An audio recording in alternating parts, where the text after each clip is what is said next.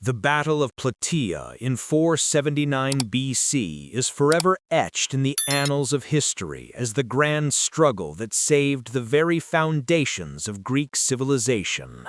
Yet there lies a terrifying truth beneath the legend. At the most decisive hour of the conflict, the Greek alliance did not look like a force destined for glory. In fact, they looked like an army on the brink of total collapse. For days they had been harried and broken by the relentless Persian cavalry. Thirst-stricken, their supply lines severed, they stumbled through a disorganized and frantic retreat under the shroud of darkness. On the right wing, the Spartan ranks were fractured by internal strife and open insubordination. On the left, the Athenians waited in agonizing silence, severed from their allies. To the eyes of Mardonius, the Persian supreme commander, these were not the maneuvers of a disciplined foe, but the desperate throes of a panicked enemy in full flight. And it was in that singular moment of perceived weakness that the fate of Plataea was sealed. This legendary victory did not spring from a flawless charge or a pristine strategic master plan. It was born from a chaotic retreat that nearly buried a free Greece, only to transform into a fatal strategic blunder for the Persians, simply because they believed they had won too soon. What madness truly unfolded on those fields? How did an army standing on the precipice of ruin turn the tide of history? Let us delve into the chaos and find out. Let's rewind a bit.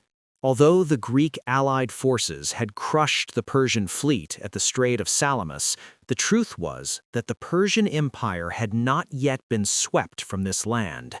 King Xerxes retreated to Asia, but he left behind his brilliant general Mardonius along with a massive land army to finish the job.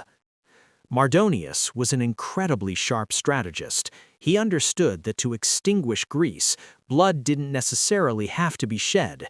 If he could detach Athens, the force with the strongest navy, from the alliance, Greek independence would collapse from within. Therefore, through King Alexander of Macedon, Mardonius dropped a money bomb featuring extremely tempting peace terms. If Athens simply switched sides, Persia would guarantee their safety, fund the rebuilding of all the temples that had been burned, and even help Athens expand its territory. For a city-state just reduced to ashes, it was an offer hard to refuse. Yet, Athens' pride would become a death sentence if their greatest ally, Sparta, continued to hesitate. At that time, the Spartan command was preoccupied with religious festivals and solely focused on building a defensive wall at the Isthmus of Peloponnese, ignoring the safety of the rest of Greece. Unable to endure it any longer, the Athenian ambassadors played their trump card. If Sparta did not march to war, the Athenians would find their own way out, permanently evacuating their entire populace and fleet to southern Italy. Instantly, a harsh reality struck the Spartan leaders. Their impregnable defensive wall would be entirely useless if the Persian navy controlled the seas and freely landed right behind them. Backed into a strategic corner, Sparta was forced to cast aside its timidity.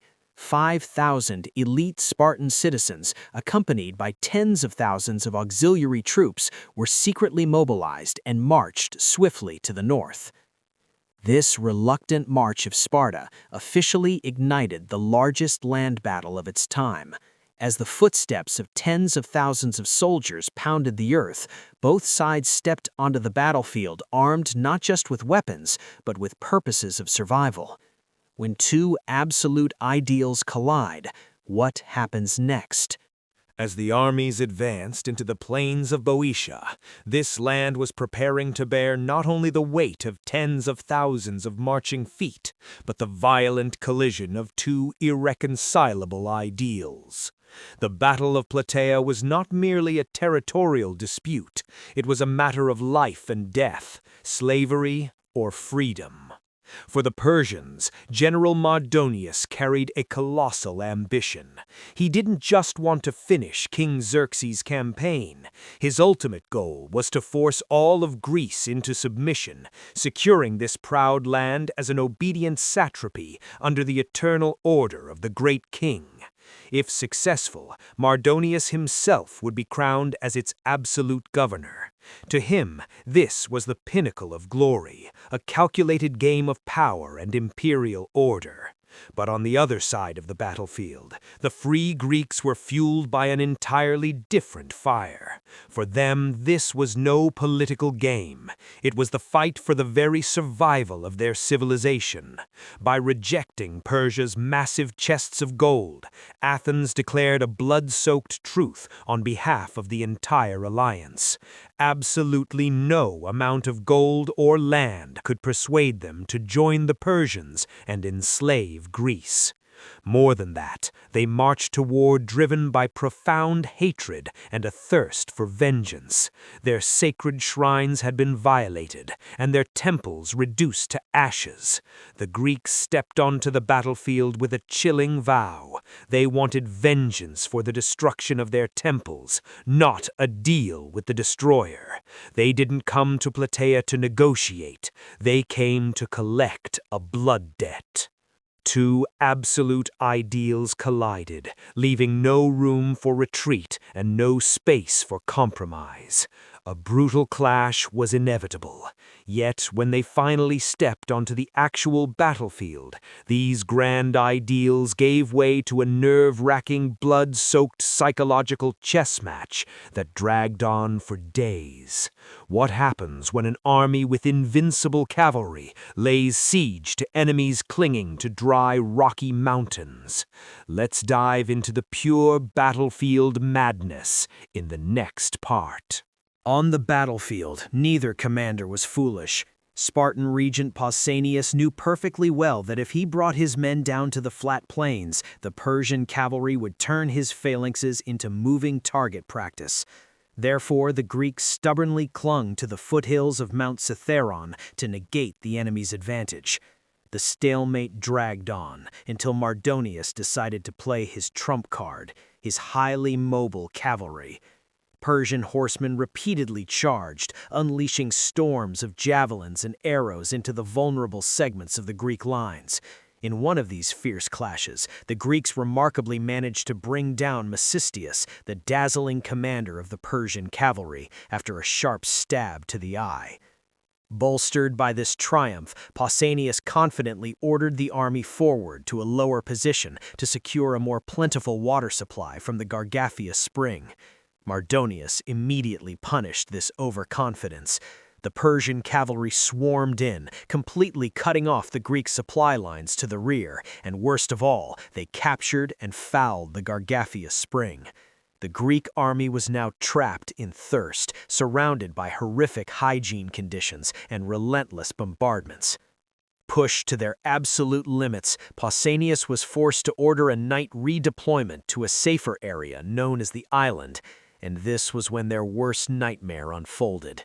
The Allied army coordination completely shattered. The Allied center marched too far, ending up resting right outside the city of Plataea. On the right wing, a stubborn Spartan commander named Ammopharatus flatly refused the order to fall back, deeming it an act of cowardice. He even picked up a massive rock and hurled it at Pausanias' feet, declaring that with this pebble, he voted to stay and fight right where they stood. Meanwhile, the Athenian-led left wing had no idea what was happening and was left waiting in the dark for the right wing to move. By daybreak, the legendary Greek army looked nothing more than a panicked, fleeing mob, their formations fractured and scattered across the battlefield. Standing on the opposite side, Mardonius looked out over the empty land and assumed the beginning of a full retreat. Believing his legendary enemies had finally broken and ignoring the omens that advised against an attack, Mardonius ordered a general all-out assault. He sent his disorganized foot soldiers surging across the Asopus River, driven by the mindset of a predator moving in for the kill. It was the most fatal blunder in Persian history. The Greeks may have been out of position, but their core strength was entirely intact. As the Persians rushed in, they hit a wall of bronze. The Athenian wing was fiercely intercepted by pro-Persian Thebans, which meant that the Spartans and their Tegean allies on the right had to single-handedly bear the terrifying brunt of Mardonius's main force. Arrows rained down, darkening the sky. In this moment of absolute desperation, the young general Pausanias looked toward the temple of the goddess Hera and prayed, and then the omens finally turned favorable. The brave Tegeans surged forward, immediately followed by the earth-shattering roar of the Spartan warriors breaking from their defensive wall to charge into hand-to-hand combat. Once forced into close-quarters melee, the lightly armored Persian infantry was utterly powerless against the heavy armor and bronze shields of the Greek hoplites. Despite fighting bravely, the invading formation crumbled from within. General Mardonius, highly conspicuous atop his magnificent white charger, became an obvious target. A Spartan warrior named Iamenstis broke through and felled the supreme Persian commander, using a rock to brutally crush his skull. With their leader fallen, the offensive will of the invading army was entirely shattered. Mardonius's fatal miscalculation had turned a triumphant pursuit into a blood-soaked trap. Having lost their commanding head, what terrifying wrath would the remaining tens of thousands of Persian troops face next? The death of General Mardonius was a crushing blow, but it did not instantly vaporize the Persian war machine. Under the direction of Artabazus, thousands of surviving Persian warriors managed an orderly tactical withdrawal, making it to the initial safety of their massive fortified wooden camp. They desperately manned the towers and strengthened their palisade with their shields, clinging to the hope that these defenses would save them. But at Plataea, there was no hope left for the Persians. Upon reaching the camp, the mighty Spartans actually thought twice about assaulting the place, simply because they were unaccustomed to siege warfare. Their allies, however, had absolutely no such qualms. The brave Tegeans were the very first to breach the defenses, and with the heavy Athenian infantry following right behind them, the defensive line was torn wide open. Then, the ultimate nightmare began. Once the palisade was breached, what was once their final refuge instantly transformed into a deadly trap. Hemmed in with no way out, the uncontrollable terror of the besieged survivors met the unbridled wrath of the Greeks. The camp became an absolute slaughterhouse. The remnants of the invading army were massacred in a cramped, chaotic, and desperate space. Although the historian Herodotus's fanciful claim that a mere 3,000 men survived, it's likely an exaggeration. The Persian losses were undeniably catastrophic. After the massacre ebbed, the Greek allied army remained at the battle site for a few days to honor their greatest fighters, bury their dead, and distribute the immense spoils of war. Yet their vengeance was not yet satisfied. Thebes, the city-state that had supported the enemy, could not escape retribution. The avenging Free Greek army marched on Thebes, ravaged the surrounding area, and besieged the city itself for around 3 weeks. Only after the Thebans finally agreed to hand over their pro-Persian leaders did the victorious Greek army officially disband. The blood-soaked earth of Plataea and the fall of Thebes marked the violent end of this battle. But how deep did the shockwaves of this outcome go? How did this very day change the ancient world forever? The blood-soaked epic at Plataea was not the only death knell for the Persian Empire in those fateful days. Amazingly, around the exact same time as the slaughter on land, another invading force was meeting a similarly tragic fate across the Aegean Sea. The Greek allied fleet had sailed to Samos to confront the Persians. Avoiding a sea battle, the Persian forces barricaded themselves behind fortifications on Mount Mycale under the command of Tigranes. But mirroring the exact bloody conclusion of Plataea, these defenses were completely shattered and the Persian forces were overcome.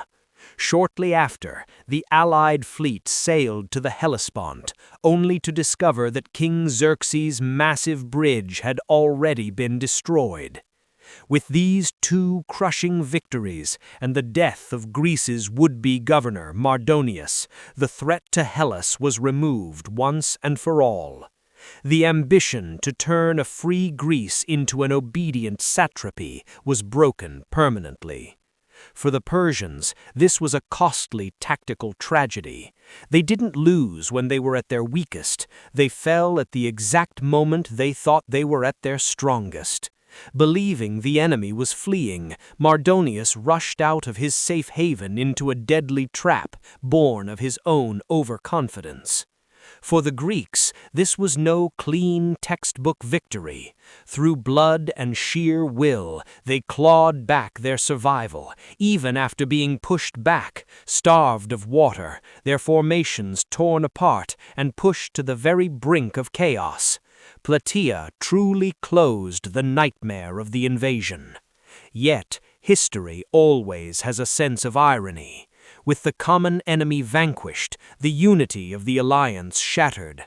With the Spartan-led Peloponnesian contingent heading back home, the Athenians were left to continue operations in the region alone. Victory secured their freedom, but it opened a dark new era. The growing tensions in the Greek world inevitably forced the two victorious superpowers, Athens and Sparta, to turn their minds inwards, pointing their spears at each other. The great Battle of Plataea ended one war, but it violently accelerated the race toward another epic and devastating conflict, the Peloponnesian War. But that is a story for another time. And that is the full story of Plataea, Greece's bloodiest battle that decided the fate of the ancient world. What do you think about General Mardonius's fatal blunder or the stubbornness of the Spartan warriors?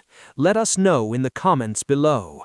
Don't forget to like, share, and subscribe so you won't miss out on the most insane battles in history in our next videos.